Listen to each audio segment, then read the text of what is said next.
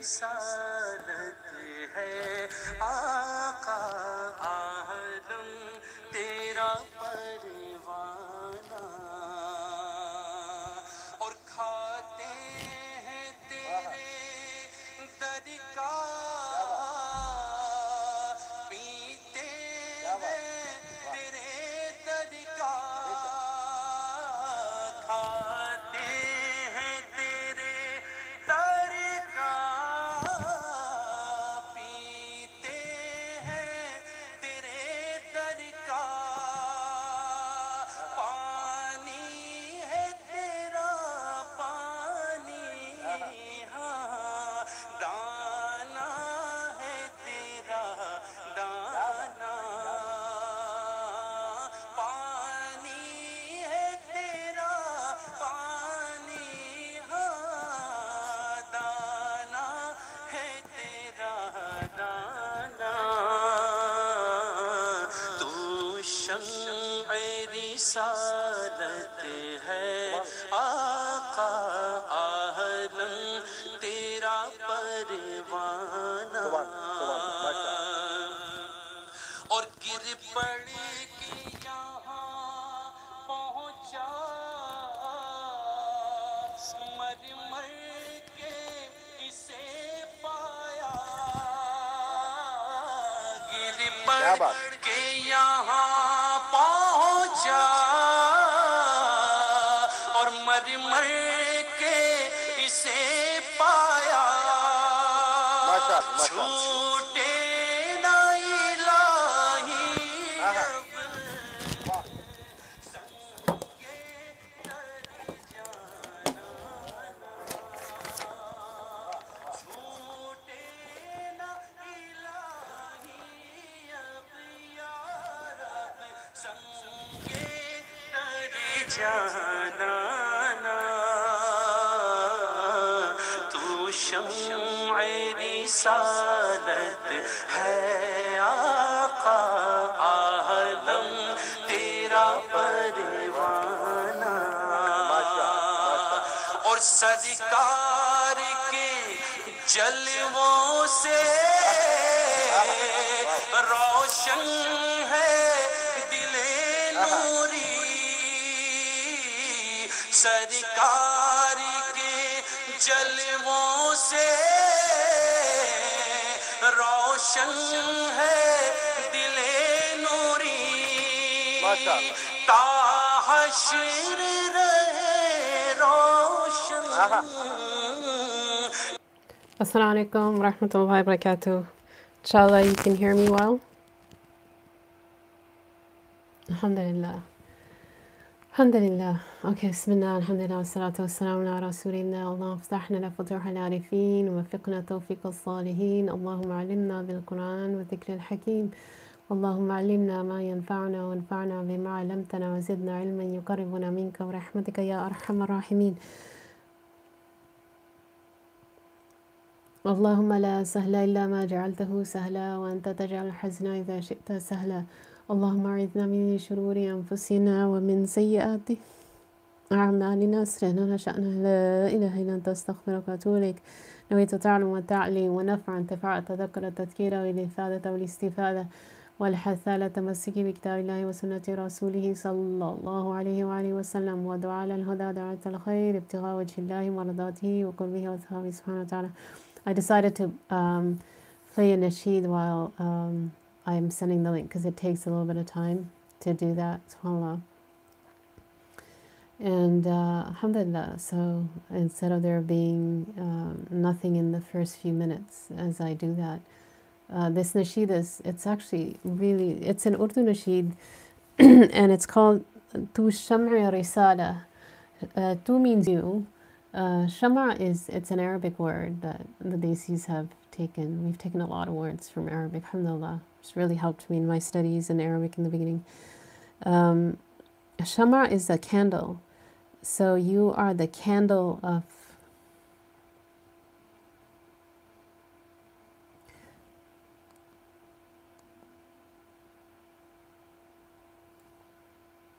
you're the candle of the message. SubhanAllah. SubhanAllah, you know, and it's interesting, we're getting to the section on dreams.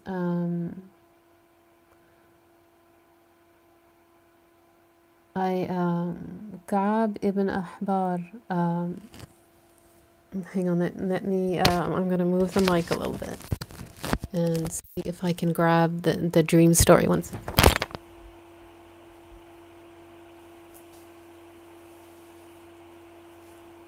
Or maybe, actually, let me just tell the dream as it is. Ka'b ibn Ahbar was, he was standing behind somebody, and this man was saying he saw the Prophet ﷺ in a dream. And he said, I saw, SubhanAllah, I saw every prophet had, I think he mentioned 2 lights. And then he said, but then I saw, and I don't know if he knew it was the Prophet ﷺ, but he saw someone, and either he knew it was the Prophet ﷺ or not, but he said on every hair was lit of the Prophet ﷺ. SubhanAllah. And Ka'b ibn Ahbar said that was him, that was the Prophet ﷺ. And Sheikh Samir was using that when he was talking. If you read the last part of Surah Al-Hadid, Surah Al-Hadid comes right after Surah Al-Waqi'ah.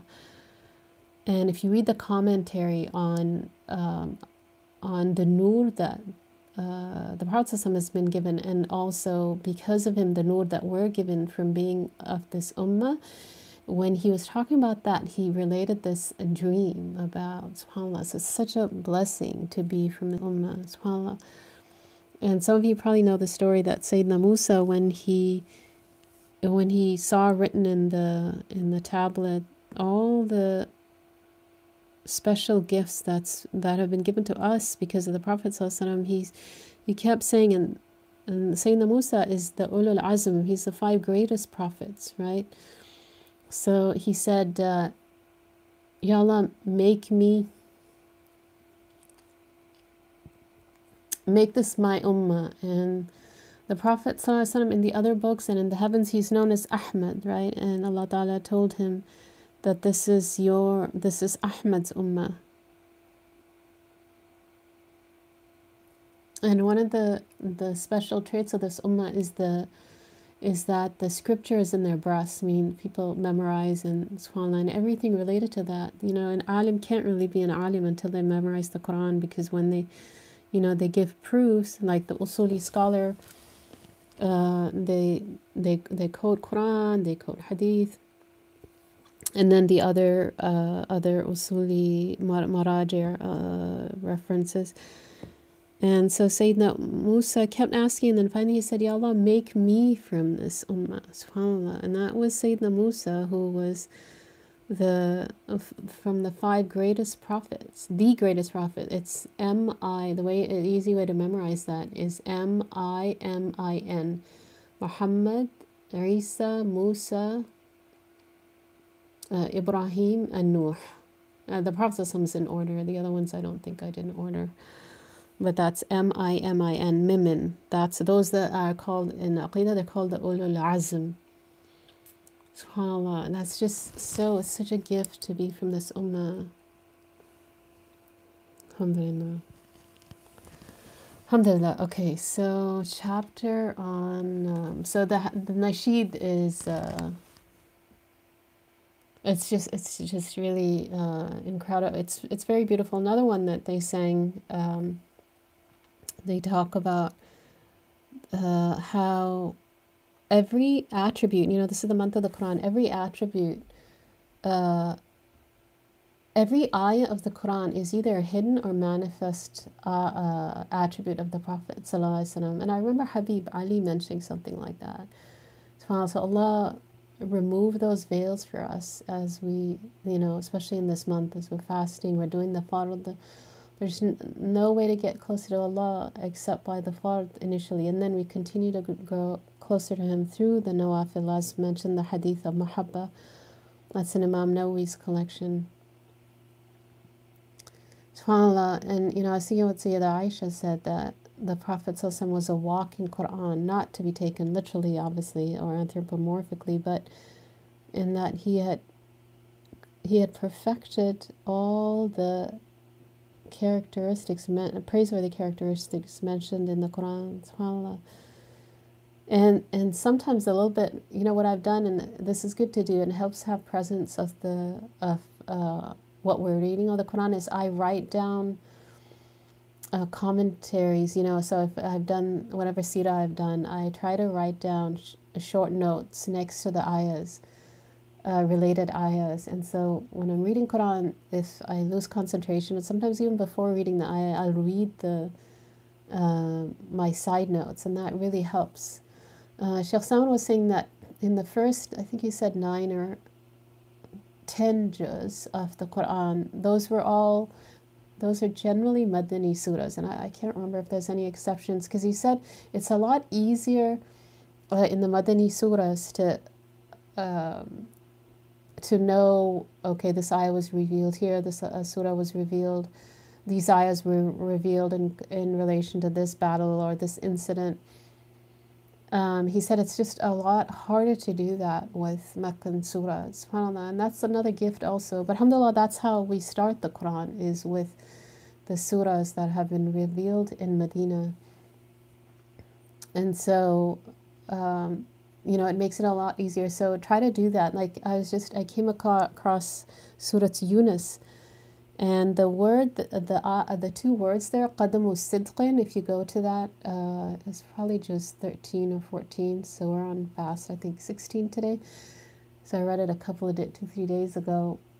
Qadamu sidqin, Sheikh Salman was saying, in Sahih Bukhari, it means the Prophet ﷺ, and that connects to the hadith we mentioned, we talked about in the first session on the fiqh of fasting, where the Prophet ﷺ said that I am your farat, meaning, and farat is a person who would get ahead of the caravan and prepare the marhala, the station, next station.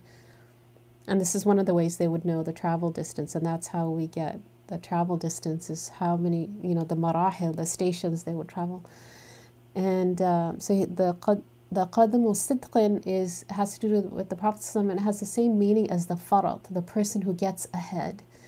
And so the farat was somebody who would get ahead, he'd prepare the stations and for the caravan to come. So he'd set up the tents and all of that. And so the Prophet ﷺ used that word to mean that he will be there waiting for us at the help. Right? We talked about the hadith in Fiqh of Fasting 1, and he said, Qadam al-Sidqin, which is in Surah Yunus, that has that same meaning. Meaning he's, sallallahu alayhi wa sallam, taqaddama means to get ahead. Now, qaddama, right? Qadam also is the word used for feet, because we get ahead, with our heart, but, the movement, physical movement is with the feet for most of us. Alhamdulillah.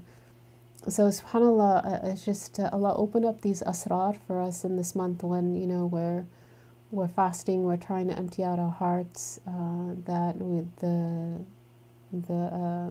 the secrets of every ayah being a manifest or hidden praise of the Prophet ﷺ be revealed to us slowly as we struggle, subhanAllah. Okay, so this is, the last recording got cut off, so I'm going to do a little bit of review here, but because it didn't get recorded. So we went through the ruqya,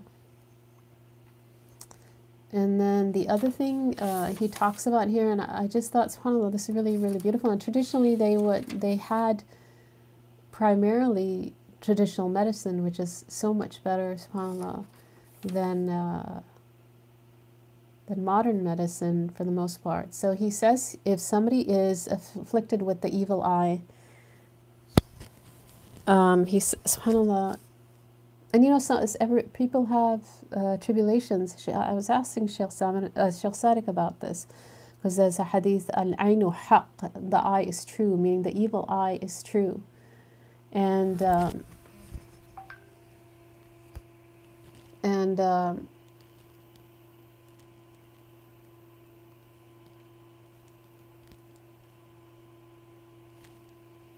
on, let me move the camera a little bit. Okay, that's better, inshallah. So I was saying, what is he was saying the base of the evil eye is, it stems from hasad, that's in the heart, a'udhu billah. And they, in Maharim al-Lisan, Prohibition of the Tongue, Muhammad Mawlud, and his commentator, who was one of his relatives, Muhammad Mawlud's relatives, he goes into all these details. He would say that if somebody was known for the evil eye, so in traditional societies they would know, you know, somebody looks at things and they break, or they would take their children inside, or if somebody died, or if the person in traditional societies was known as he's the one who is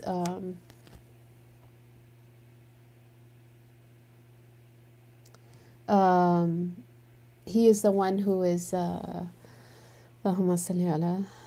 he's the one who destroys property, has harmed people. He gets put in house arrest, and just, you know, to protect people, subhanAllah.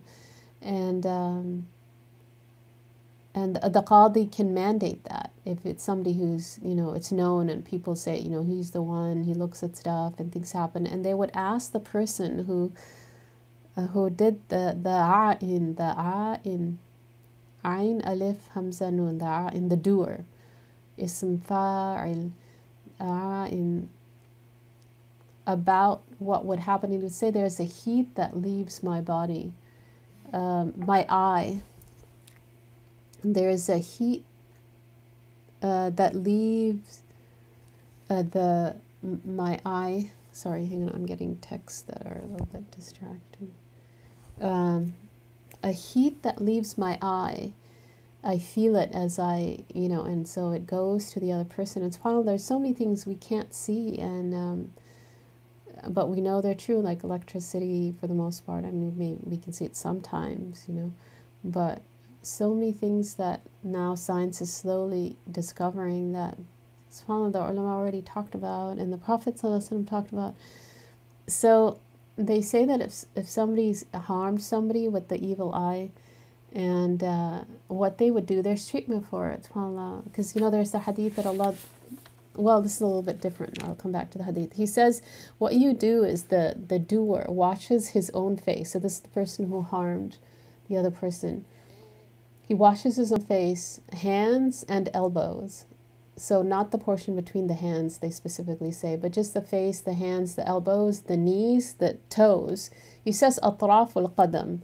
So atraf are the edges, the ends of the feet, so basically toes, and around the private parts. And I thought this really beautiful that he mentions that وَدَاخِلَةَ إِزَارِهِ.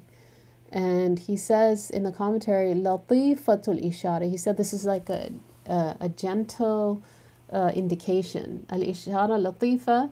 He said it, and he comments about how beautiful husn al ibadah. What a beautiful way he says to wash around the private parts.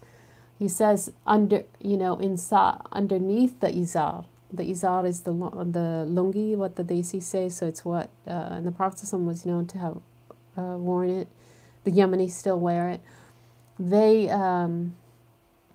so he says wash underneath that, but then in the commentary he covers. He said it's so you wash the area around. He washes the area around the groins, basically. He says so around the private parts, and then he pours that water over the afflicted and tosses the container behind his back. So subhanAllah, there's a lot of isharat, there's a lot of indications in this.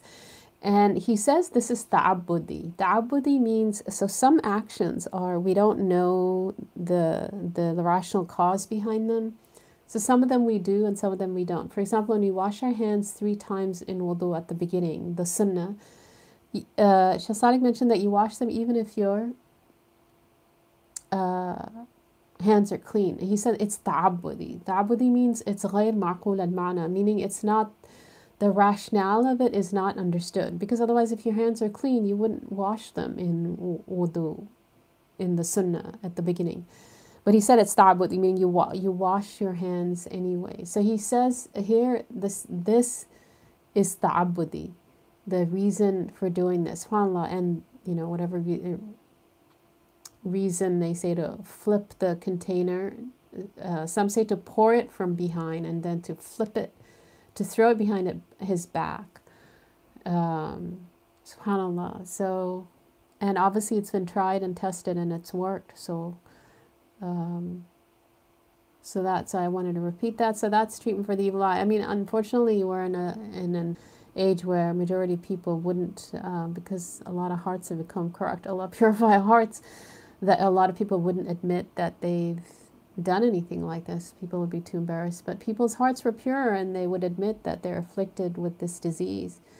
And so they would be willing to do this because they would want the harm to be removed. MashaAllah. Okay, so that's the evil eye treatment.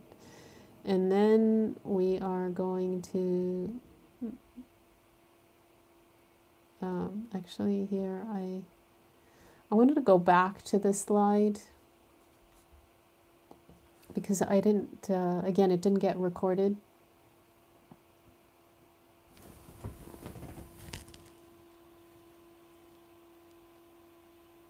I'm just going to adjust I think that's a little bit clearer maybe.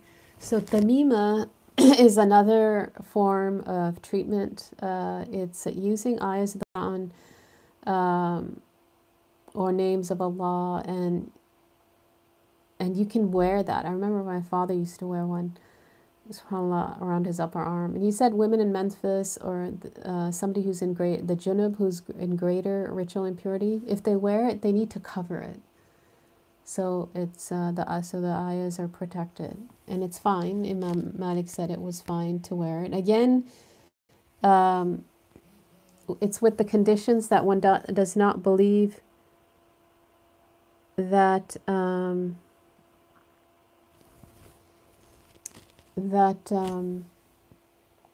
ruqya itself, the tamima itself, has any effect, but that Allah is the one that heals. And then he says, continuing with this treatment, and I remember when one of my shuyukh was sick, his brother, when I visited them overseas and I got to spend some time with them, I noticed his brother in the mornings. I would notice him sometimes in the living room in the mornings. He would be writing on the lawh with natural ink. I don't know if he was writing Bismillah or maybe ayahs of the Quran. And then he would wash that. And subhanAllah, and he told me that he was, at some point, he told me that I was giving this to the sheikh to drink. SubhanAllah, and he got better.